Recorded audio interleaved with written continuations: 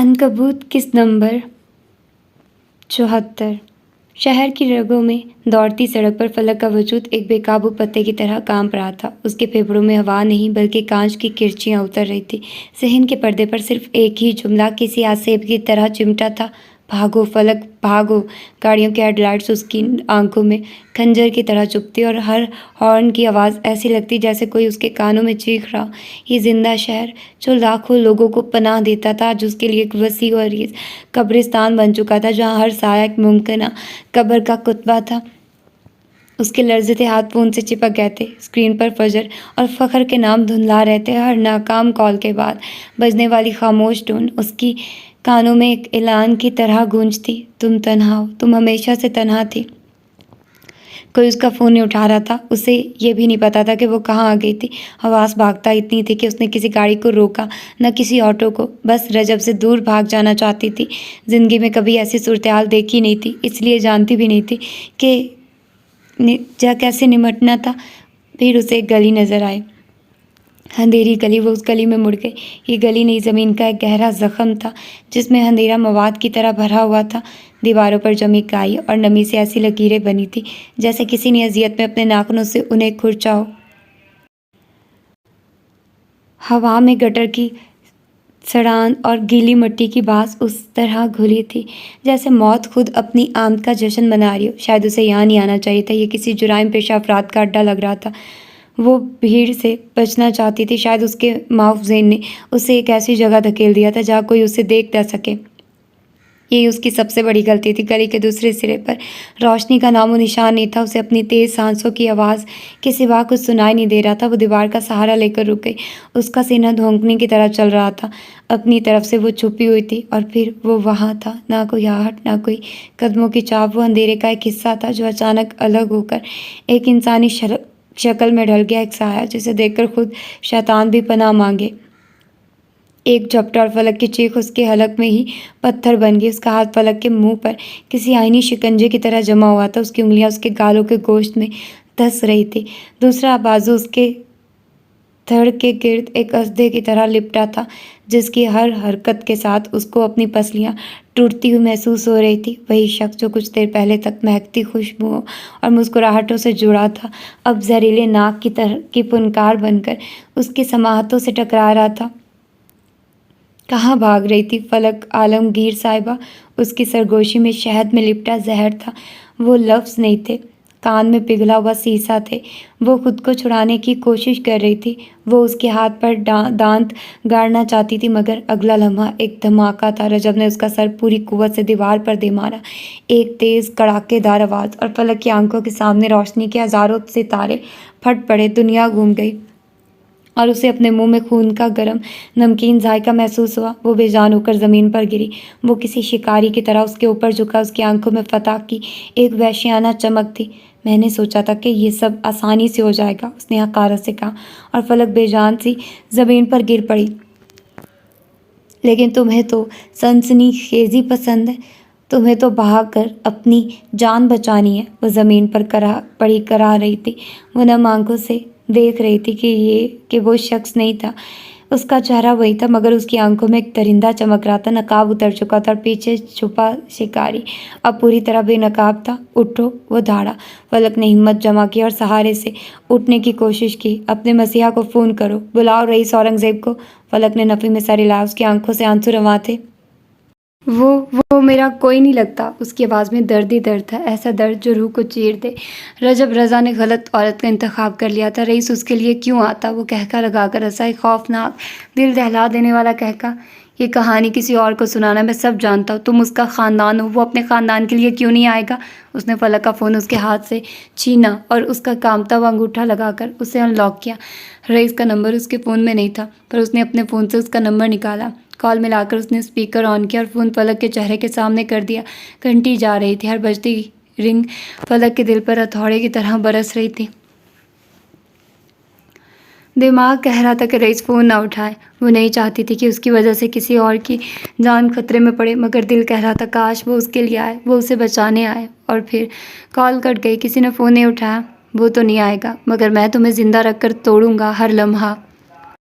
ہر سانس کے ساتھ تمہیں خود سے نفرت ہوگی. میری بہن کی اذیت کا بدلہ کسی کو تو چکانا ہوگا نا. اس نے فلک کے ہاتھ میں فون پکڑایا اور پھر اس کے ہاتھ پر پوری قوت سے اپنا پیر مارا. بھاری بوٹ کی ضرب سے اس کی فلک شگاف چیخ ابھری. فون کی اسکرین اس کے ہاتھ میں ہی ٹوٹ گئی. خون کی لکیر بہہ نکلی. وہ اٹھنا چاہتی تھی مگر سر پر پڑنے والی بوٹ کی دوسری ضرب نے اس کے حواس مزید معطل کر دیے. اس کا لباس، اس کا جسم اس گندی گلے کی کیچڑ سے لتھڑ چکا تھا. پلیز میرے ساتھ یوں مت کرو. میری کیا غلطی ہے؟ میں نے کچھ نہیں کیا. وہ رو رہی تھی. تمہاری غلطی؟ بتاؤ تمہاری غلطی کیا ہے؟ وہ پنجوں کے بل اس کے قریب بیٹھا. دائیں ہاتھ کی پہلی انگلی اس کے گال پر پڑی. تمہاری غلطی یہ ہے کہ میری جان، کہ تمہیں رئیس سے محبت نہیں کرنی چاہیے تھی. جیسے ہی اس کی انگلی فلک کی تھوڑی تک آئی، ایک زوردار یہ چانٹا اس کے نازک گال پر پڑا. وہ سسک اٹھی. اس چانٹے کی آواز گلی میں گونج گئی. یوں لگتا تھا جیسے وہاں کوئی انسان نہ رہتا. اس کی چیخوں پر، اس کی تکلیفوں پر کوئی باہر نہیں نکلا تھا. مجھے تم پسند تھی بچپن سے. تمہاری خوبصورتی نے مجھے پاگل کر دیا تھا. پھر مجھے پتا چلا تم تو رئیس اورنگزیب کی منگیتر ہو. وہ اسی کے قبیلے کا تھا. وہ جام شوروں سے تھا. وہ اسے جانتا تھا. وہ اسے بچپن سے جانتا تھا. وہ ایک نفسیاتی شخص تھا جو لڑکپن سے ہی فلک عالمگیر کا طالب تھا. اور میں نے سوچا کہ کیوں رئیس کی منگیتر کیوں ہو تم؟ اس میں ایسا کیا ہے؟ پھر مجھے پتا چلا رئیس وہ تو ہر جگہ تھا. وہ تو کسی بادشاہ کی طرح سب فتح کر رہا تھا. میرے قبیلہ کا ہو کر وہ مجھ سے بہت آگے تھا. کیوں؟ کیسے؟ اس نے فلک کے ہونٹ سے نکلتے خون کو اپنے انگوٹھے سے صاف کیا. وہ اٹھنا چاہتی تھی مگر رجب ہر بار اسے چانٹا مار کر دوبارہ گرا دیتا. پہلے مجھے صرف تمہاری وجہ سے اس سے نفرت تھی، اور پھر اس نے میری بہن کا گھر اجاڑ دیا. میری خوش قسمتی کہ اس نے تمہیں چھوڑ دیا، اور میری درخواست پر تمہیں میرے نام کر دیا گیا.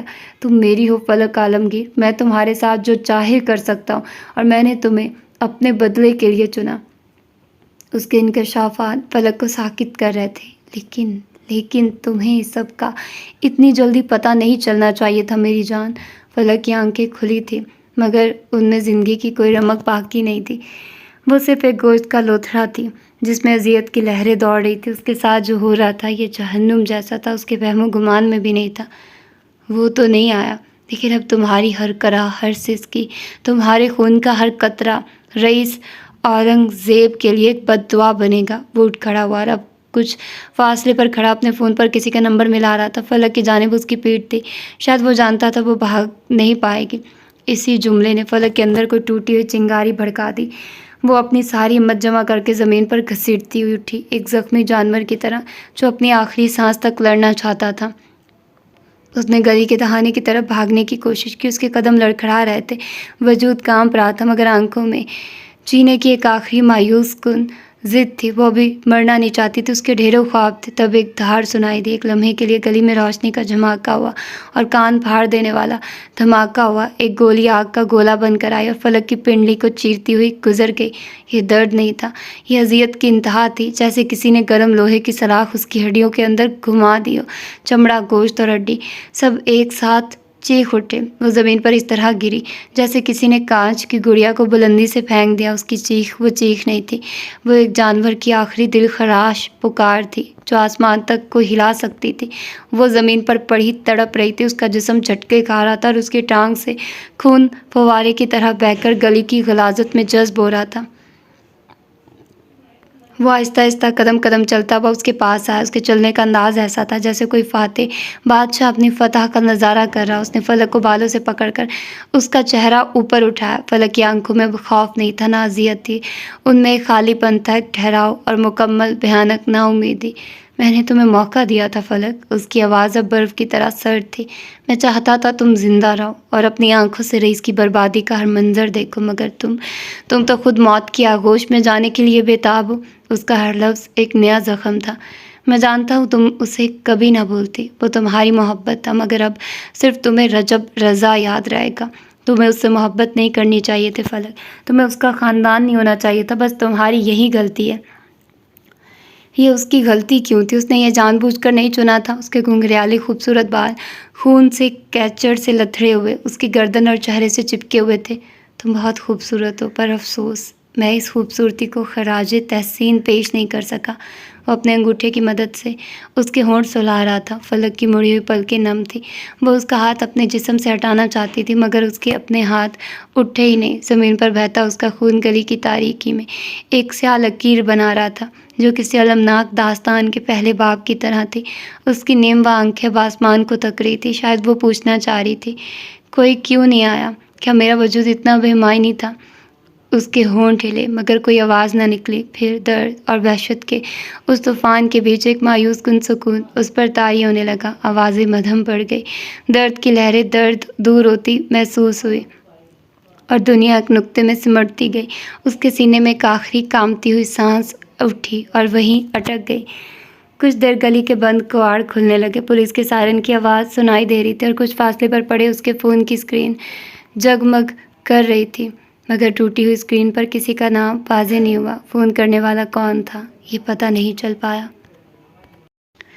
فجر کی سسکیوں کا طوفان تھم چکا تھا مگر اس کے بعد کی خاموشی میں گہرا سکون تھا۔ وہ ولی کے سینے پر سر رکھ کے اس کی دھڑکنوں کے ٹھہراؤ میں اپنی بکھری ہوئی ذات کو سمیٹ رہی تھی۔ اس کے آنسوں سے بھیگی ولی کی شرٹ ٹھنڈی ہو رہی تھی اور رات کی تازہ ہوا میں اس کے پرفیوم کی ہلکی سی مہک اس کے حواسوں پر چھا رہی تھی۔ یہ اس کی زندگی کا شاید پہلا لمحہ تھا جب اس کی روح کے چیتھڑوں کو کسی نے نفرت سے نہیں بلکہ حفاظت سے چھوا تھا۔ وہ حصار جس میں وہ قید تھی ایک پناہ گاہ تھا، ایک ایسا لمحہ جو صدیوں پر محیط لگ رہا تھا۔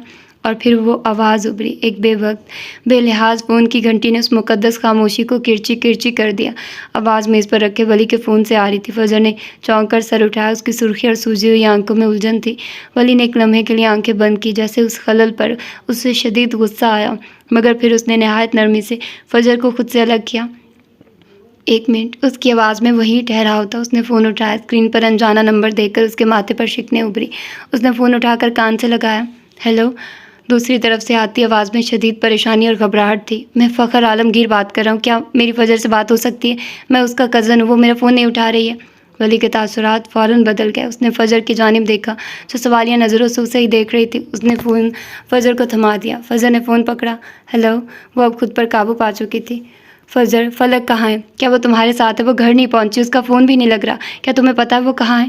فخر کی آواز میں چھپی وحشت فجر کے دل میں اتر گئی۔ نہیں، میری بات نہیں ہوئی۔ ایک عجیب سے احساس نے اسے گھیر لیا۔ پلیز اس کا پتہ کرو، میں ابھی لاہور میں نہیں ہوں۔ جہاں ہم شورو پہنچاؤں۔ اس نے ہمیں کہیں فون کیے لیکن میں اور بشارت بھائی اٹھا نہیں پائے۔ وہ کسی مصیبت میں نہ ہو، مجھے بہت ڈر لگ رہا ہے۔ وہ رجب سے ملنے گئی تھی۔ فخر کے آخری الفاظ ایک ہتھوڑے کی طرح فجر کے دماغ پر لگے۔ میں دیکھتی ہوں، اس نے لرزتی آواز میں کہا اور ولی کو فون واپس پکڑا کر دیوانہ وار اندر کی جانب بھاگی۔ اس کا اپنا فون اوپر کمرے میں والیٹ میں پڑا تھا۔ وہ سیڑھیاں پھلانگتے ہوئے اپنے کمرے میں پہنچی، والیٹ کھولا اور فون نکالا۔ دل دھک دھک کر رہا تھا۔ اسکرین روشن ہوتے اس کا دل جیسے کسی نے مٹھی میں بھینچ لیا۔ فلک کی 7 مسڈ کالز تھی، 7 بار اس کی دوست اسے پکارتی رہی تھی اور وہ اپنی اذیت میں گم تھی۔ اسے کیسے پتہ نہیں چلا؟ اس کے کانوں میں فخر کی آواز گونجنے لگی، وہ کسی مصیبت میں نہ ہو، وہ کہاں ہوگی؟ وہ فون کیوں نہیں اٹھا رہی؟ اسے اپنا دم گھٹتا ہوا محسوس ہوا۔ وہ بھاگتے ہوئے نیچے آئی جہاں ولی کسی گہری سوچ میں کھڑا اسی کا منتظر تھا۔ ولی، اس کی 7 مسڈ کالز ہیں۔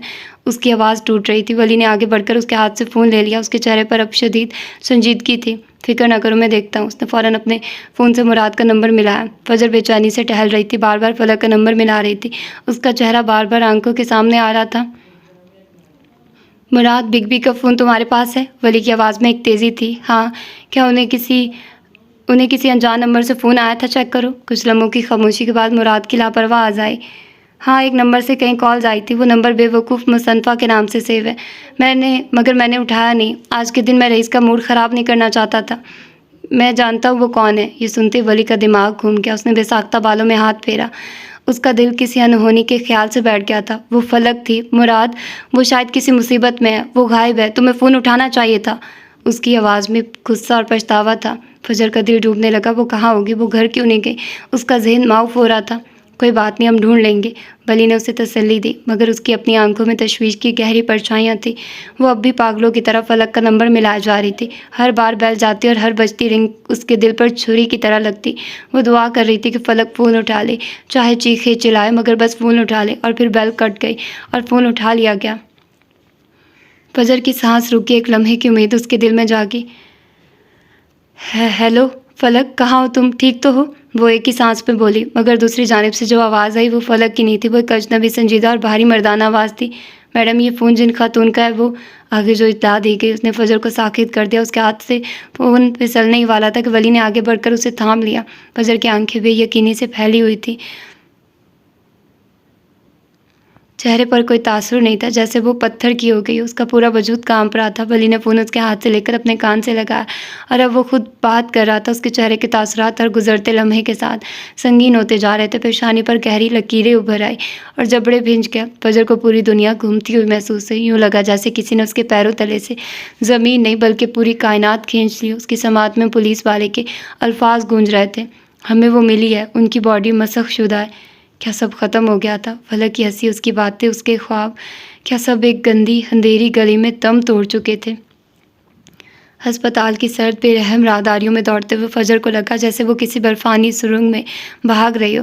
نو فرینڈ والی لڑکی ایک دوسری لڑکی کے لیے بھاگ رہی تھی۔ ہر طرف جراثیم کش دوا کی تیز ناگوار مہک اور موت کی سرگوشیاں، خاموش سرگوشیاں تھیں۔ ایمرجنسی وارڈ کا دروازہ دھکیل کر جب وہ اندر داخل ہوئے تو وقت جیسے تھم گیا۔ ولی فوراً آگے بڑھ کر پولیس انسپکٹر سے بات کرنے لگا۔ اس کی آواز پورے اعتماد اور مضبوط تھی۔ وہ حالات کو سمجھنے اور سنبھالنے کی کوشش کر رہا تھا،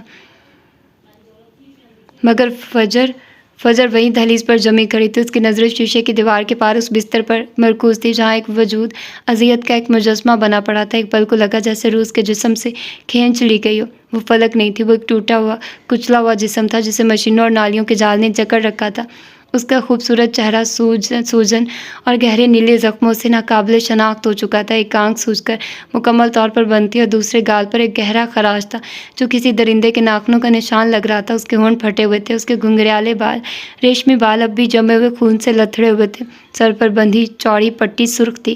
اس کے جسم پر بچھی چادر بھی اس پر ڈھائے گئے تشدد کو چھپا نہیں پا رہی تھی۔ جس ٹانگ پر گولی لگی تھی وہ بھاری پٹیوں میں جکڑی ایک عجیب زاویے پر رکھی تھی۔ اس کے بازوؤں پر لگے انگنت نیل ایسے لگ رہے تھے جیسے کسی نے اسے بے رحمی سے پکڑا اور گھسیٹا۔ مگر سب سے خوفناک منظر ان مشینوں کا تھا جو اسے زندہ رکھے ہوئے تھے۔ وینٹیلیٹر کی ایک نالی اس کے حلق میں اتری ہوئی تھی، ہارٹ مانیٹر کی اسکرین پر چلتی سبز لکیر اور اس کے ساتھ ابھرتی تیز بے ترتیب بپ بپ بپ کی آواز اس کمرے کی واحد زندہ علامت تھی۔ ایک ایسی زندگی جو اس کی اپنی نہیں، مشینوں کی محتاج تھی۔ پاس لٹکی خون کی تھیلی سے سرخ مائع قطرہ قطرہ اس کی رگوں میں اتر رہا تھا، اس خون کی جگہ لے رہا تھا جو بے دردی سے گلی کی غلاظت میں بہا دیا گیا تھا۔ فجر اب شیشے کی دیوار سے چپکی کھڑی تھی، اس کی آنکھیں پلک چپکنا بھول گئی تھی۔ اس کے کانوں میں ولی اور پولیس کی آوازیں آ رہی تھی۔ جام شروع اطلاع کر دی گئی ہے، گھر والے نکل چکے، حالت تشویشناک ہے۔ مگر اس کے دماغ تک کوئی لفظ نہیں پہنچ رہا تھا۔ اس کی دنیا اس شیشے کے پار اس ساکت وجود پر آ کر ٹھہر گئی تھی۔ اسے فلک یاد آئی، مسکراتی ہوئی، نازک معصوم، جو اس کے ساتھ ایک جیسے رنگ کے کپڑے پہننا چاہتی تھی۔ اسے اپنی وہ اذیت، وہ چیتھڑوں میں لپٹی روح یاد آئی، مگر وہ تو صرف ایک احساس تھا، ایک نفسیاتی زخم تھا۔ یہ تو حقیقی تھا، یہ گوشت پوست پر لگے زخم تھے، یہ ہڈیوں تک اتری ہوئی اذیت تھی۔ اور پھر اس کے اندر کچھ ٹوٹا۔ یہ خوف تھا، ایک ایسا ٹھنڈا جان لیوا خوف جو اس نے پہلے بھی محسوس کیا تھا پیرس کی ایک پرانی گلی میں جب رئیس کو گولی لگی تھی۔ وہ اسے اپنی وجہ سے مرتا ہوا نہیں دیکھ سکتی تھی اور اب اسے لگ رہا تھا جیسے فلک اسی کی وجہ سے اس حال میں تھی۔ اس کا وہ سیاہ سایہ ایک اور زندگی نکلنے کو تیار تھا۔ یہ سیاہ سایہ اس کا پیچھا کیوں نہیں چھوڑ دیتا؟ شیشے کی دیوار پر رکھی اس کی انگلیاں لرز رہی تھی، اسے لوگوں سے نفرت تھی، وہ ان سے دور بھاگتی تھی، مگر آج پہلی بار اسے فلک کو کھونے کا ڈر لگ رہا تھا۔ اسے اس بات سے وحشت ہو رہی تھی کہ اگر مانیٹر کی وہ بپ بپ کرتی آواز خاموش ہو گئی تو کیا ہوگا؟ اگر وینٹیلیٹر کا مشینی سانس رک گیا تو کیا ہوگا؟ وہ زندگی سے بھرپور لڑکی یوں نہیں مر سکتی تھی۔ اس نے 7 بار فجر کو فون کیا تھا۔ یہ خیال بجلی بن کر اس کے ذہن پر گرا۔ ہر بپ کی آواز اب اسے ایک مسڈ کال کی یاد دلا رہی تھی، ایک پکار جسے اس نے نہیں سنا۔ وہ اپنی اذیت کے خول میں اتنی گم تھی کہ باہر کسی کی چیخیں تک اس تک پہنچ ہی نہ سکی۔ اسے ہوش نہ آیا تو وہ کوما میں جا سکتی ہے۔ ڈاکٹر کی آواز جو اس نے راہداری میں سنی تھی اب اس کے کانوں میں گونج رہی تھی۔ کوما، ایک زندہ موت نہیں۔ وہ اسے مرا ہوا نہیں دیکھنا چاہتی تھی، وہ اس بے جان جسم کو مزید بے جان ہوتے نہیں دیکھ سکتی تھی۔ ولی پولیس سے بات ختم کر کے اس کے پاس آیا اور نرمی سے اس کے شانے پر ہاتھ رکھا۔ فجر یوں کانپی جیسے کسی نے برف کے سل اس کی گردن پر رکھ دی ہو۔ اس نے ولی کی طرف دیکھا، اس کی آنکھوں میں اب آنسو نہیں تھے، ان میں ایک گہری بھیانک دہشت تھی، ایک ایسی دہشت جو کسی جنگ کے ہارنے پر نہیں بلکہ اپنی کسی عزیز کو موت کے جبڑوں میں دیکھ کر طاری ہوتی ہے۔ اس کے وجود ہونٹ کپ کپائے مگر کوئی لفظ ادا نہیں ہوا۔ وہ بس وہاں کھڑی تھی، اپنی واحد دوست کی اذیت کو دیکھ رہی تھی۔ وہ یہ دعا کر رہی تھی کہ کاش وہ اس کی جگہ ہوتی، کاش یہ سارے زخم اس کے جسم پر ہوتے، کیونکہ جسم کے زخم شاید بڑھ بھی جائیں، مگر اپنی غفلت سے کسی اپنے کو موت کے منہ میں دھکیلنے کا یہ زخم، یہ جرم کبھی نہیں بڑھنے والا تھا۔ وہ مر نہیں سکتی، وہ مر نہیں سکتی، اسے زندہ رہنا ہوگا۔ اس نے ولی کا بازو پکڑ لیا، وہ اسے دیکھ رہی تھی، وہ اس سے جواب چاہتی تھی، وہ چاہتی تھی کہ وہ کہے ہاں فلک زندہ رہے گی، مگر ولی نے اس کی گردن کے گرد بازو پھیلا کر اسے قریب کیا۔ وہ مر نہیں سکتی، اسے زندہ رہنا ہوگا، وہ مر نہیں سکتی۔ اس کے لرزتے لب ایک ہی بات دہرا رہے تھے۔ اس کے اندر کا وحشت زدہ وجود چیخ رہا تھا، مگر سسکیاں اس کے گلے میں اٹک گئی۔ کتنے منصوبے بنائے تھے ان دونوں نے، ساتھ مل کر کتنا کچھ کرنا چاہتی تھی۔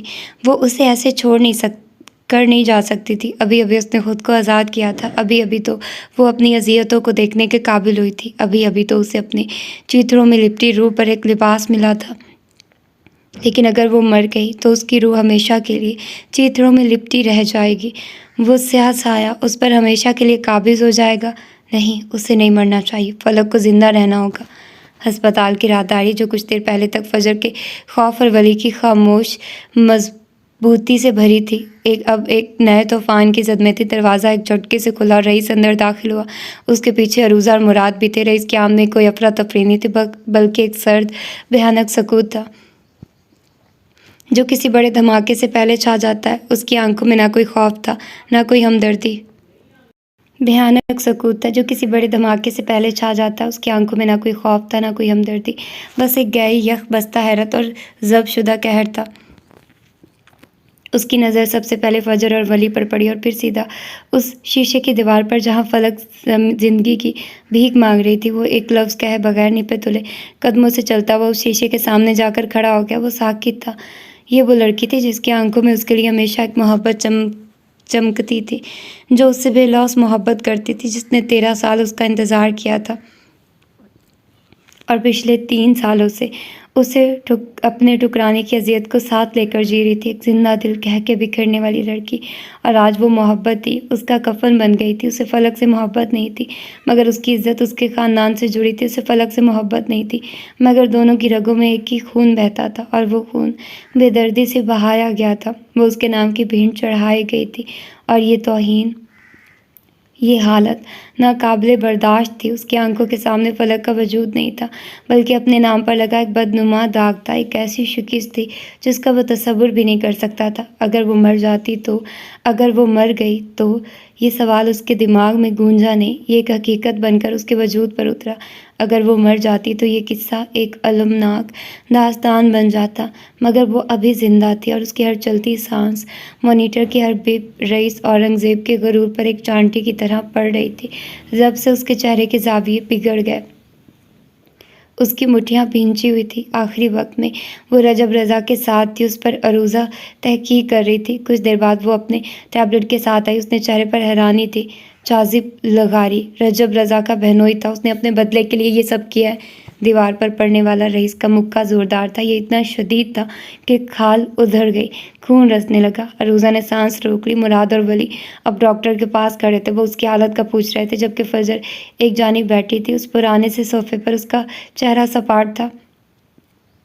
پتہ کرو وہ کہاں ہے، یہ اس کا حکم تھا۔ پولیس بھی ڈھونڈ رہی ہے، شاید وہ انڈر گراؤنڈ ہو چکا ہے۔ میں اپنی پوری کوشش کروں گی، وہ سنجیدگی سے کہتی چلی گئی۔ اس کی کھال سے رستا خون اب نیچے ٹپک رہا تھا۔ اس نے ایک نظر فجر کو دیکھا، پھر وہ چلتا ہوا اس کے قریب پہنچا اور فاصلہ رکھ کر بیٹھ گیا، بالکل ویسے ہی جیسے سالوں پہلے وہ خاموشی سے آ کر بس اسٹاپ پر اس کے ساتھ بیٹھ گیا تھا۔ فرق یہ تھا، آج فجر کے بجائے اس کا ہاتھ زخمی تھا۔ فجر کی نظر اس کے چمچماتے جوتے پر پڑی، پھر اس نے سر اٹھایا، رخ موڑ کر اس کو دیکھا۔ ہیزل آنکھوں میں ٹھنڈک تھی، وجود جما کر مار دینے والی ٹھنڈک۔ میں اتنی ملون کیوں ہوں؟ اس نے دھیرے سے سوال کیا۔ رئیس نے سانس روک کر اسے دیکھا۔ چہرہ سپاٹ تھا، البتہ آنکھیں جل رہی تھیں۔ جو بھی میرے قریب آتا ہے وہ مارا جاتا ہے۔ کیوں؟ تمہاری کوئی غلطی نہیں ہے، اس نے خود پر قابو پاتے جواب دیا۔ وہ زندہ رہے گی نا؟ اس نے رئیس کے کوٹ کی آستین انگلیوں سے کھینچی۔ بتائیے، وہ زندہ رہے گی نا؟ وہ رو نہیں رہی تھی، اس کا وجود سر تھا، ٹھنڈا اور بے تاثر۔ اس کے اندر تکلیف نے اسے جما دیا تھا، وہ ٹھنڈا خوف اسے مزید جما رہا تھا، اس کا دل بند ہو رہا تھا۔ رئیس نے اس کی تکلیف محسوس کی اور پھر ایک گہری سانس لے کر خود پر ضبط کیا۔ آپ تو رئیس اورنگزیب ہے نا، آپ اسے بچا لیں گے، پلیز اسے بچا لیں، میرے پاس اور کوئی دوست نہیں ہے، اگر وہ میری وجہ سے مر گئی تو وہ زندہ رہے گی۔ اس کی بات کاٹتے ہوئے دھیرے سے اپنی آستین اس سے چھڑا لی۔ فجر نے چند لمحے اسے دیکھا اور پھر گردن جھکا لی۔ وہ مزید کچھ نہیں کہنا چاہتی تھی، ولی بات ختم کر کے چلتا ہوا ان کی جانب آیا اور پھر فجر کی دوسری جانب بیٹھ گیا۔ 3 کردار صوفے پر بیٹھے تھے، ایک بستر پر پڑی تھی۔ امید ہے وہ جلد ہوش میں آ جائے گی، اس نے اطلاع دی۔ 4 کردار ایک چھت تلے جمع ہو چکے تھے۔ اس گھر کی بنیاد جو رانیہ والے حادثے کے بعد رکھی جا چکی تھی، اب وہ دھیرے دھیرے تعمیر ہو رہا تھا۔ وہ سب اکٹھے ہو رہے تھے، ان کا گھر بن رہا تھا، ایک خوبصورت گھر۔ میں رجب رضا کو ایسی موت دوں گا کہ موت بھی کانپ اٹھے گی۔ وہ اٹھ کھڑا ہوا اور پھر بڑے بڑے قدم دھرتا باہر نکل گیا۔ پیچھے وہ 3 رہ گئے۔ صبح کی دھیمی روشنی میں راہداری میں ایک کوہرام برپا ہو گیا تھا۔ جام شوروں سے عالمگیر خاندان پہنچ چکا تھا۔ دروازہ دوبارہ کھلا اور ایک قیامت اندر داخل ہوئی۔ فلک کی ماں کا دل دہلا دینے والا بین پوری راہداری میں گونج اٹھا۔ میری ایک ہی تو تھی، کیا بگاڑا تھا میری گڑیا نے کسی کا؟ وہ شیشے کی دیوار کی طرف لپکنا چاہتی تھی، مگر ان کے 2 جوان بیٹوں نے انہیں تھام رکھا تھا۔ فلک کے والد عالمگیر صاحب، جن کے نام سے جامشورو واقف تھا، آج ان کے کندھے جھکے ہوئے تھے۔ وہ ایک مضبوط چٹان کی طرح تھے جو اندر سے کھوکھلی ہو چکی تھی۔ ان کی نظریں بے تاثر تھی، مگر ان کے اندر کا طوفان ان کی بھینچی ہوئی مٹھیوں سے عیاں تھا۔ وہ اپنی اکلوتی بیٹی کو اس حال میں دیکھ کر پتھرا گئے تھے۔ بھائی مشتعل تھے، ان کی آنکھوں میں آنسوؤں سے زیادہ خون اترا ہوا تھا۔ جس نے بھی یہ کیا اسے زندہ نہیں چھوڑیں گے، بشارت نے دیوار پر گھونسا مارتے ہوئے دھاڑا۔ نرس انہیں باہر جانے کا کہہ رہی تھی۔ یہاں بولنا، رونا اور چیخنا منع تھا۔ فاخرہ فلک کی والدہ کو سنبھال رہی تھی، اس کی آنکھوں میں بھی آنسو تھے۔ فخر کی نظر اچانک باہر نظر آتے رئیس پر پڑی۔ اس کی آنکھوں میں ایک لمحے کے لیے زہر بھری نفرت ابھری۔ اس شخص کی وجہ سے اس کی بہن آج موت اور زندگی کے بیچ جھول رہی تھی۔ اگر وہ اسے نہ ٹھکراتا تو آج یہ سب نہ ہوتا۔ اس نے رخ موڑ لیا، وہ فلک کو دیکھ رہا تھا، ہنستا مسکراتا۔ اس کا وجود اب زندہ لاش لگ رہا تھا۔ اسے سمجھ نہیں آ رہا تھا کیا کرے۔ دنیا تہس نہس کرنا چاہتا تھا، مگر شروعات خود سے کرتا۔ اس کے ذریعے ہی رجب فلک تک پہنچا تھا۔ اس کے خلاف مقدمہ درج کر لیا گیا تھا، مگر وہ ابھی فرار تھا۔ کچھ دیر بعد وہاں خاموشی تھی۔ فلک کی ماں کی کھوٹی کھوٹی سسکیاں ابھر رہی تھی۔ وہ دعا کے لیے ہاتھ اٹھائے ہوئے تھی۔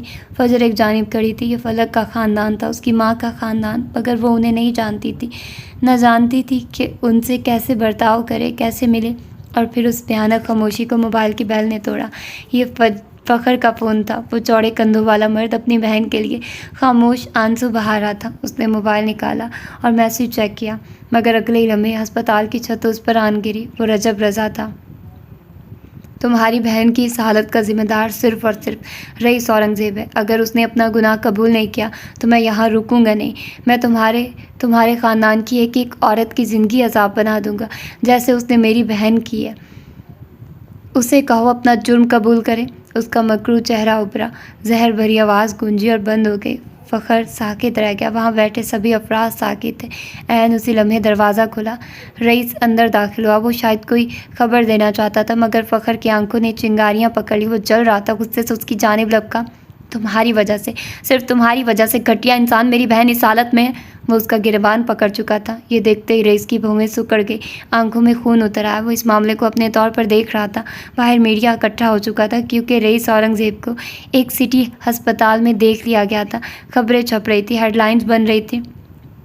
اگر تم اسے نہ ٹھکراتے تو وہ آج اس حال تک نہ پہنچتی۔ تم نے میری بہن کو استعمال کیا، تم افریت ہو، افریت۔ وہ چیخ رہا تھا۔ بشارت نے آگے بڑھ کر اس کا گریبان چھڑوانے کی کوشش کی۔ وجاہت عالمگیر وہاں نہیں تھے، وہ اپنی بیٹی کو اس حال میں نہیں دیکھ سکتے تھے۔ یہ انکشاف ایک بم کی طرح فجر پر گرا۔ کیا رئیس اور فلک کا ایسا کوئی رشتہ تھا؟ فلک ایک مرد کے انتقام کی بھینٹ چڑھی تھی، اور وہ مرد رئیس اورنگزیب تھا۔ رجب کا اصل ہدف فلک نہیں، رئیس تھا، یعنی وہ اس کی وجہ سے اس حالت میں نہیں تھی۔ وہ ساکت کھڑی سب دیکھ رہی تھی۔ جیسے ہی بشارت اس کے ہاتھوں سے رئیس کا گریبان چھڑوانے میں کامیاب ہوا، وہ اپنا کوٹ جھاڑتے ہوئے دبی دبی آواز میں دھاڑا۔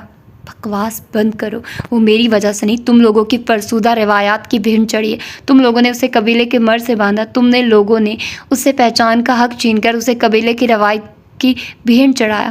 تم سب اپنے گریبانوں میں جھانکو۔ اس کے چہرے پر کوئی تاثر نہیں تھا، البتہ گردن کی رگیں تن گئی تھی۔ یہ صرف توہین نہیں تھی، یہ ایک قرض تھا، ایک خون کا قرض جو اب واجب ہو چکا تھا۔ پلک کی ماں اب زمین پر بیٹھی رو رہی تھی۔ رجب کے الفاظ نے انہیں مزید زخمی کر دیا تھا۔ وہ سر نظر ان پر ڈال کر باہر نکل گیا۔ اس نے اپنا فون نکالا اور مراد کو ایک طرف آنے کا اشارہ کیا۔ اس کی آواز اب کسی برفانی تودے کی طرح سرد اور مہلک تھی۔ مجھے رجب رضا چاہیے۔ اس نے کہا نہیں، حکم دیا۔ وہ زمین کے نیچے ہو یا آسمان میں، مجھے کوئی پرواہ نہیں، اسے ڈھونڈو اور یاد رکھنا مراد۔ اس نے ایک لمحے توقف کیا، آنکھوں میں ایک وحشیانہ چمک ابھری۔ مجھے وہ زندہ چاہیے۔ یہ آخری جملہ اس راہداری میں گونجتا رہ گیا۔ یہ کسی رحم کی اپیل نہیں تھی، یہ ایک بدترین انتقام کا اعلان تھا۔ فلک کی زندگی کی ڈور مشینوں کے سہارے چل رہی تھی اور باہر اس کی قیمت پر شروع ہونے والی ایک خونی جنگ کا طبل بج چکا تھا۔ شہر کے سب سے مہنگے ہسپتال کی فضا میں ایک مصنوعی جراثیم سے پاک ٹھنڈک تھی۔ پالش شدہ فرش پر روشنیوں کے عکس تیرتے دکھائی دے رہے تھے اور مشینوں کی دھیمی مسلسل گنگناہٹ خاموشی کو مزید گہرا کر رہی تھی۔ یہ وہ جگہ تھی جہاں پیسہ تکلیف پر پردہ ڈال دیتا تھا۔ جیسے ہی فلک کو ہوش آیا اور اس کی حالت خطرے سے باہر نکلی، اسے سٹی ہسپتال کی افراتفری سے نکال کر یہاں ایک وسیع پرائیویٹ سویٹ میں منتقل کر دیا گیا تھا۔ کمرے کی بڑی کھڑکی سے ڈوبتے سورج کی آخری سنہری کرنیں اندر آ رہی تھی، مگر بستر پر لیٹی فلک کے وجود کی طرح اس کمرے کی روح سرد اور بے رنگ تھی۔ اس نے ہوش میں آنے کے بعد سے ایک لفظ نہیں بولا تھا۔ اس کی آنکھیں کھلی تھی مگر وہ دیکھ نہیں رہی تھی، وہ سن رہی تھی مگر سمجھ نہیں رہی تھی۔ اس کا خاندان، اس کے ماں باپ، اس کے بھائی، سب اس کے گرد موجود تھے، مگر وہ ان سب کے درمیان ہوتے ہوئے بھی تنہا تھی، ایک زندہ لاش کی طرح جس کی ہر سانس ایک اذیت تھی۔ جبکہ رئیس کل اسے منتقل کرنے کے بعد خود غائب ہو چکا تھا۔ باہر سیکیورٹی کڑی تھی مگر وہ دوبارہ خود نہیں آیا تھا۔ یہ شام کا وقت تھا جب فجر ولی کے ہمراہ ہسپتال کی راہداری سے گزر کر اس سویٹ کے دروازے پر پہنچی۔ وہ باہر ہی رک گیا، اسے ڈاکٹر سے ملنا تھا۔ جبکہ فجر اندر داخل ہوئی، اس نے ہلکے بھورے رنگ کا سادہ سا سوٹ پہن رکھا تھا، سیاہ دوپٹہ سلیقے سے شانوں پر ٹکا تھا اور بالوں کو ایک ڈھیلے سے جوڑے میں قید کر رکھا تھا۔ آنکھوں پر لگا چشمہ اتار کر اس نے بالوں میں اڑس لیا۔ چہرے پر تھکن کے ساتھ ایک مضبوط ارادے کے آثار تھے۔ صبح وہ اپنی ماں کو یہیں چھوڑ گئی تھی تاکہ وہ برسوں بعد اپنے بچھڑے ہوئے خاندان سے مل سکے۔ دن بھر آنسوؤں اور معافی تلافی کا سلسلہ چلا تھا۔ وضاحت عالمگیر نے آج جب اپنی بیٹی کو تکلیف میں دیکھا، اس کی تکلیف محسوس کی، تو اپنے ماں باپ کا خیال آیا جو اپنی بیٹی سے ملے بنا ہی مر گئے تھے۔ ان کی تکلیف محسوس ہوئی، آخر انہوں نے اتنا وقت کیسے لگا دیا تھا۔ جیسے ہی فجر اندر داخل ہوئی، صوفے پر بیٹھی نگین بیگم جو اپنی بیٹی کی خاموشی پر اندر ہی اندر گھل رہی تھی، نے اسے دیکھا۔ ان کی آنکھیں نفرت سے پھیل گئی۔ پہلے وہ اپنے دکھ اور صدمے میں اسے ٹھیک سے دیکھ نہیں پائی تھی، مگر اب اپنے سامنے کھڑی اس سپاٹ چہرے والی لڑکی کو دیکھ کر ان کے اندر کا سارا زہر ابل پڑا۔ یہ چہرہ ان کے نزدیک تباہی کی علامت تھا۔ یہ چہرہ ملعون تھا۔ اس چہرے نے کیا کچھ نہیں کیا تھا۔ وہ شاید اپنے حواسوں میں نہیں تھی، اسے منار سمجھ رہی تھی۔ تم یہاں کیا کر رہی ہو؟ ان کی آواز میں سندھی لہجے کی تلخی نمایاں تھی۔ اپنی جگہ سے اٹھ کھڑی ہوئی، فجر اپنی جگہ پر ٹھہر گئی۔ اس نے رخ موڑ کر ایک نظر بستر پر لیٹی فلک پر ڈالی جس کی خالی آنکھیں چھت کو گھور رہی تھی۔ گلاس وال سے اس کا وجود زیادہ واضح نہ ہوا۔ مجھے فلک سے ملنا ہے۔ اس کی آواز پرسکون مگر اٹل تھی۔ اس نے ہسپتال میں کافی وقت گزارا تھا مگر پہلی بار فلک کے سامنے جانے کی ہمت کر رہی تھی۔ جب سے اسے ہوش آیا تھا اس سے اس کا ملنا سامنا کرنے کی ہمت ہی نہیں ہو رہی تھی۔ میری بیٹی سے دور رہو، وہ جیسے پھنکاری۔ تم ملعون ہو، تم یہاں کیوں آئی ہو؟ میری بیٹی کی بچی کچی زندگی پہ برباد کرنے؟ وہ کسی زخمی شیرنی کی طرح فجر پر چڑھ دوڑی۔ ان کا ارادہ اسے دھکے دے کر باہر نکالنے کا تھا۔ اسی شور پر بستر پر لیٹی فلک نے آہستہ سے آنکھیں کھولی۔ وہ خالی اور ویران تھی۔ اس نے گردن موڑ کر دروازے کی طرف دیکھا۔ اس کی ماں فجر کو وہاں سے نکالنا چاہتی تھی جبکہ فجر اپنی جگہ پر جمی ہوئی تھی۔ میں فلک سے ملے بغیر نہیں جاؤں گی، سوئٹ 2 کمروں اور ایک لاؤنج پر مشتمل تھا۔ یہاں شور شرابے کی اجازت نہیں تھی، مگر نگین بیگم کا دکھ ان ضابطوں سے معاورہ تھا۔ میں تمہیں اپنی بیٹی کے قریب بھی نہیں پٹکنے دوں گی۔ انہوں نے اپنی نند یعنی ترنم بیگم کی طرف گھور کر دیکھا۔ واضح اشارہ تھا کہ وہ اپنی بیٹی کو یہاں سے لے جائے۔ اماں نے ایک نظر اپنی جگہ پر پتھر بنی فجر کو دیکھا اور ان کے چہرے پر اذیت کی لہر دوڑ گئی۔ فجر خود پر قابو پاتے ہوئے اس کا نام لیا، آواز میں التجا تھی۔ میں کہیں نہیں جا رہی اماں، اس نے ماں کی طرف دیکھے بغیر کہا۔ میں فلک سے ملے بغیر یہاں سے نہیں جاؤں گی۔ لہجہ ذرا بھی نہیں لڑکھڑایا۔ اچھا ہی تھا کہ وہ ان رشتوں سے محروم تھی۔ وہ سامنے آئے بھی تو کس انداز میں؟ وہ واقعی ہر جگہ ملعون ہی ٹھہرائی گئی تھی۔ اماں اپنی جگہ سے اٹھی۔ ان کے چہرے پر اپنی بھابھی کے سامنے شرمندگی اور اپنی بیٹی پر بے بسی کا غصہ تھا۔ انہوں نے آگے بڑھ کر فجر کا بازو مضبوطی سے پکڑا اور اسے کھینچنے کی کوشش کی۔ چلی جاؤ یہاں سے، سنتی نہیں ہو تم؟ ہرگز نہیں۔ فجر نے اپنا بازو چھڑانے کی کوشش کی۔ میں نے کچھ غلط نہیں کیا، میں کیوں جاؤں؟ اس کا لہجہ اب بھی سرد اور سپاٹ تھا۔ تبھی اماں نے اسے کھینچ کر اس کا رخ پوری طرح اپنی جانب موڑا۔ عین اسی لمحے سوئٹ کا دروازہ کھلا اور ولی اندر داخل ہوا۔ وہ باہر ڈاکٹر سے فلک کی تازہ ترین رپورٹس ڈسکس کر رہا تھا اور اندر سے آتی آوازیں سن کر ہی آیا تھا۔ اماں کا غصہ اس کی ہٹ درمی پہ اپنے عروج پر تھا، مگر وہ کیوں جاتی آخر؟ فجر جاؤ یہاں سے، تم فلک سے نہیں مل سکتی۔ نگین ٹھیک کہہ رہی ہے۔ یہ اس کی ماں کے الفاظ تھے جو اپنی بھابھی کے الزامات پر مہر لگا رہے تھے۔ وہ دنیا کے سامنے تسلیم کر رہی تھی کہ ان کی بیٹی منحوس تھی۔ ساری دنیا کو انہوں نے ہی تو بتایا تھا۔ میں نہیں جا رہی۔ اپنے موقف سے ہٹ جانا فجر نے سیکھا ہی نہیں تھا۔ چہرہ سپاٹ تھا، جیسے اسے ان کے الفاظ سے کوئی فرق ہی نہ پڑتا۔ عین اسی لمحے اماں کا ہاتھ بلند ہوا۔ اس سے پہلے کہ وہ تھپڑ فجر کے بے تاثر چہرے پر پڑتا، ولی ایک جھٹکے سے آگے بڑھا اور فجر کو کھینچ کر اپنے پیچھے کر لیا۔ اماں کا ہاتھ پوری قوت سے اس کے سینے پر پڑا۔ پیچھے ہٹ جاؤ لڑکے۔ اماں نے اسے خونخوار نظروں سے گھورا۔ ولی نے فجر کو اپنے پیچھے کیا، مگر ایک قدم بھی پیچھے نہیں ہٹایا۔ اس کی آواز دھیمی تھی، مگر اس میں ایسی سختی تھی کہ کمرے میں موجود ہر شخص ٹھٹک گیا۔ میں پیچھے ہٹ جاؤں گا، مگر آپ کو کس نے اجازت دی کہ آپ میری بیوی پر ہاتھ اٹھائیں؟ اس کے الفاظ برف کی طرح ٹھنڈے تھے۔ فخر جو ابھی ابھی اندر داخل ہوا تھا اپنی جگہ پر جم گیا۔ نگین بیگم کے ہونٹ کھلے کے کھلے رہ گئے اور اماں کی آنکھیں حیرت سے پھیل گئی۔ یہ میری بیٹی ہے، تم پیچھے ہٹ جاؤ، اماں تڑک کر بولی۔ ان کا چہرہ جلال سے لال ہو چکا تھا۔ یقیناً آپ کی بیٹی ہے، ولی نے پرسکون مگر سرد لہجے میں جواب دیا، مگر اب یہ میری بیوی ہے، اس کے حقوق و فرائض میرے ذمہ، اب میں اس کا ولی ہوں۔ اس نے نگین بیگم اور فخر کی طرف دیکھا۔ اسے ہاتھ لگانے کا یا مارنے کا حق آپ کو کس نے دیا؟ وہ دوبارہ اماں کی طرف متوجہ ہوا۔ میں نے آپ کو یہ حق نہیں دیا تو آپ کس کی اجازت سے اس پر ہاتھ اٹھا رہی ہیں؟ اس کے آخری جملے نے کمرے میں ایک بھیانک گہرا سکوت طاری کر دیا۔ یہ الفاظ نہیں تھے، ایک اعلان تھا، ایک ڈھال تھی جو فجر کے گرد تن گئی تھی۔ اماں کا اٹھا ہوا ہاتھ بے جان ہو کر نیچے گر گیا۔ نگین بیگم کی زہر اگلتی زبان گنگ ہو گئی۔ فخر حیرت سے کچھ کبھی ولی کو دیکھ رہا تھا اور کبھی فجر کے سپاٹ چہرے کو۔ وہ افق اورنگزیب کا بیٹا تھا۔ یہ سرپرائز کیا کم تھا جو وہ اب فجر کا شوہر بھی نکل آیا تھا۔ میں آپ سب کی عزت کرتا ہوں، لیکن دوبارہ کسی نے انہیں چٹکا دھکا دیا یا ملعون کہا تو مجھ سے لحاظ کی امید مت رکھیے گا، کیونکہ میں کوئی مشرقی مرد نہیں ہوں۔ اس نے ایک جتاتی نظر نگین بیگم پر ڈالی اور پھر فخر کو دیکھا تاکہ وہ اپنی ماں کو سمجھا سکے۔ یہ اعلان تھا اور بستر پر لیٹی فلک کی خالی آنکھوں میں کئی دنوں بعد زندگی کی ایک ہلکی سی رمق ابھری۔ اس نے اپنی گردن پوری طرح موڑی اور گلاس بال کے پار اس منظر کو دیکھا جہاں ایک مرد اس لڑکی کے لیے کھڑا تھا جسے پوری دنیا ملعون کہہ رہی تھی۔ اس سے پہلے کوئی کچھ کہتا، ولی کے الفاظ پر چھائے گہرے سکوت کو ایک ہلکی سی کانپتی ہوئی آواز نے توڑا۔ یہ آواز بستر پر لیٹی فلک کی تھی۔ اماں، یہ ایک لفظ نہیں تھا، ایک کڑاہ تھی جو بامشکل اس کے پھٹے خشک ہونٹوں سے باہر نکلی تھی، مگر اس بھیانک خاموشی میں یہ ایک دھماکے کی طرح گونجی۔ سب کی توجہ کا مرکز ایک لمحے میں بدل گیا۔ نگین بیگم جو ولی کے سامنے ساکت کھڑی تھی پلٹ کر اپنی بیٹی کی طرف بھاگی۔ فجر نے کھلے دروازے اور شیشے کی دیوار کے پار دیکھا۔ فلک ٹوٹے ہوئے وجود کے ساتھ اٹھنے کی کوشش کر رہی تھی اور اس کی ماں اس کے چہرے کو، اس کی پیشانی کو بے طرح چوم رہی تھی، جیسے ان بوسوں سے اس کی روح پر لگے زخم بھر جائیں گے۔ فجر پتھرائی ہوئی نظروں سے یہ منظر دیکھتی رہی۔ نگین بیگم کے ہاتھوں میں اب فلک کے ہاتھ تھے جن پر نیلے اور پیلے نشان ابھرے ہوئے تھے۔ اس کی 2 انگلیاں ٹوٹی ہوئی تھیں۔ فلک کی فخر کی مدد سے اسے سہارا دے کر بٹھایا گیا۔ فلک کے لب بھنچے ہوئے تو اس کے چہرے پر درد کی اتنی تہ تھی کہ گننا ناممکن تھا۔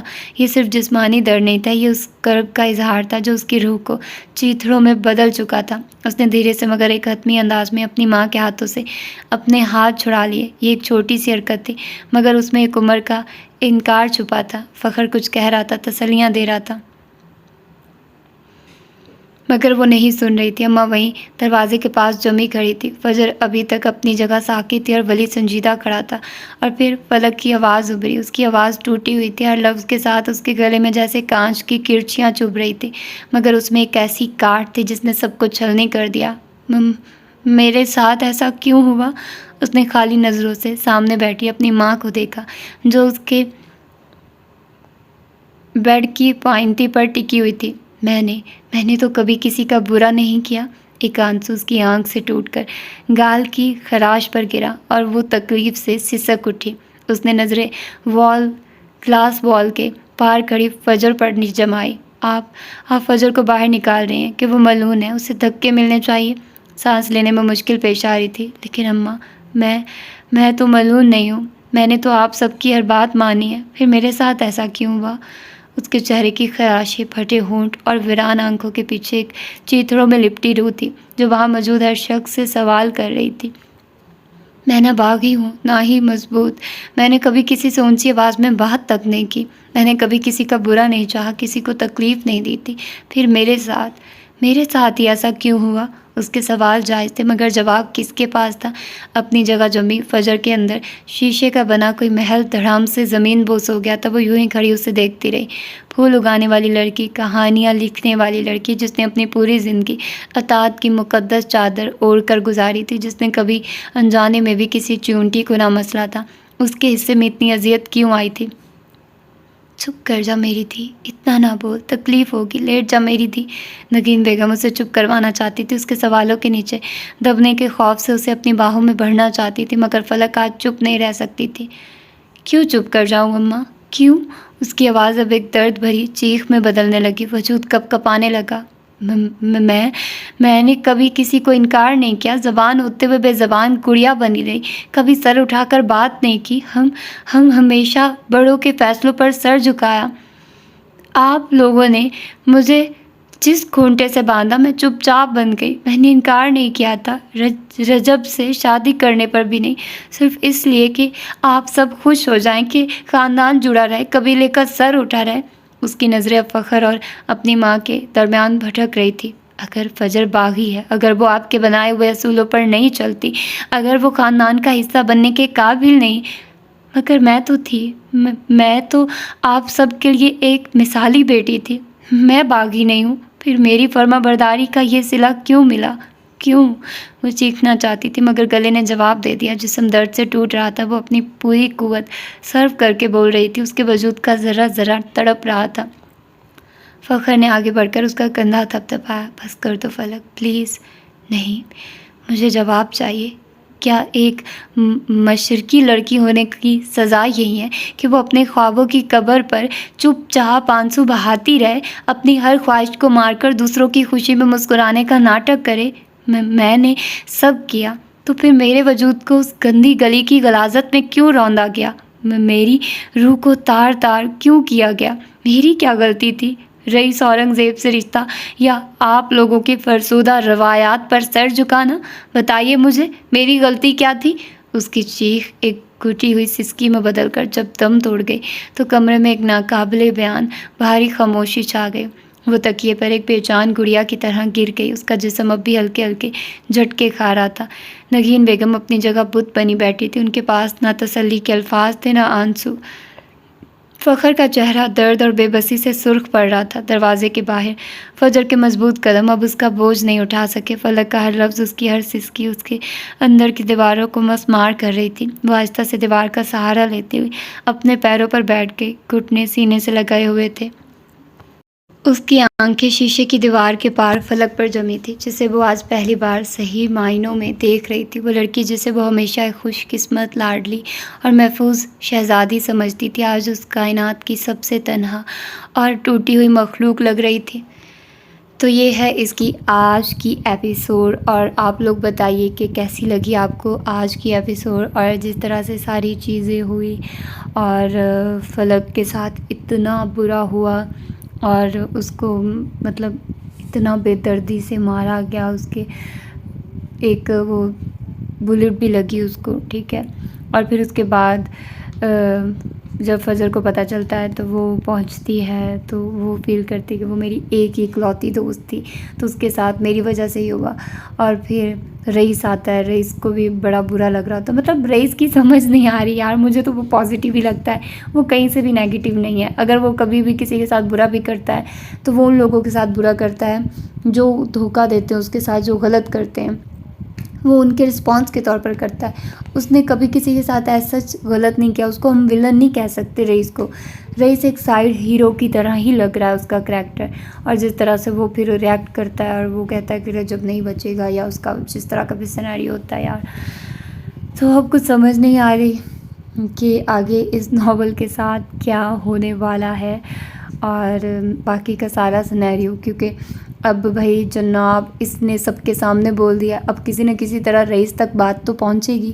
آف کورس اگر وہ اتنا برملا کہہ رہا ہے، اتنے لوگوں کے سامنے بول رہا ہے کہ وہ میری بیوی ہے، آپ اس کو ہاتھ کیسے لگا سکتی ہیں، آپ ایسا نہیں کر سکتی، وہ اس کے سامنے کہتا ہے میں اس کا ولی ہوں، میں اس کا شوہر ہوں، یہ وہ، مطلب ان دونوں کو تو ایسا اتنی پرابلم نہیں ہے، لیکن جب رئیس کو پتہ چلے گا تو اس کا کیا ری ایکشن ہوگا، جب وہ کہے گا کہ سچ میں وہ تو اس کی بیوی نکلی ہے، تو پھر کیا بنے گا۔